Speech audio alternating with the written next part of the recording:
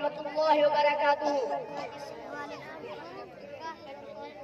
نحمده ونصلي على رسوله الكريم اما بعد اعوذ بالله من الشيطان الرجيم بسم الله الرحمن الرحيم ان الله لا يغير ما بقوم حتى يغيروا ما بانفسهم قابل احترام بزرگوں اور میری ماں بہنوں، اللہ تعالیٰ نے ہمیں ایسی عزت و عفت عطا فرمائی کہ اس کا شکر ادا نہیں ہو سکتا۔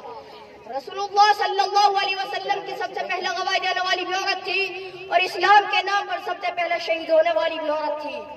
حضرت رابعہ بصری کے بارے میں تم نے بھی سنا ہوگا کہ وہ ایسی عابدہ زاہدہ عورت تھی کہ مرد بھی اس کی عبادت پر رشک کرتے تھے، اور آج ہم بھی عورت ہے کہ ہمارے پاس 5 وقت کی نماز ادا نہیں ہو سکتی، اور پھر شکایت پر شکایت کہ ہائے لٹ گئے، کٹ گئے، پٹ گئے، ہماری یہ تکلیف، ہماری وہ تکلیف، یہ پریشانی، وہ پریشانی۔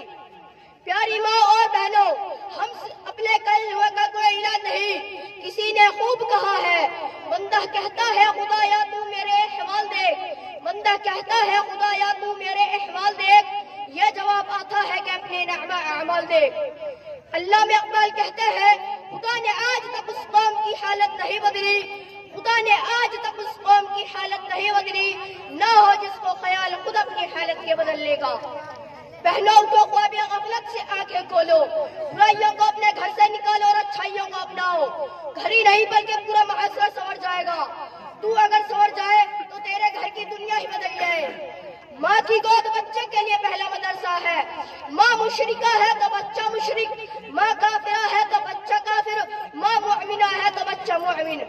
تو جیسا کہ اللہ کے نبی صلی اللہ علیہ وسلم نے ارشاد فرمایا، یعنی ہر بچہ فطرت اسلام پر پیدا ہوتا ہے، چاہے اس کے ماں باپ اسے یہودی بنائے یا اسے نصرانی بنائے یا اسے مجوسی بنائے۔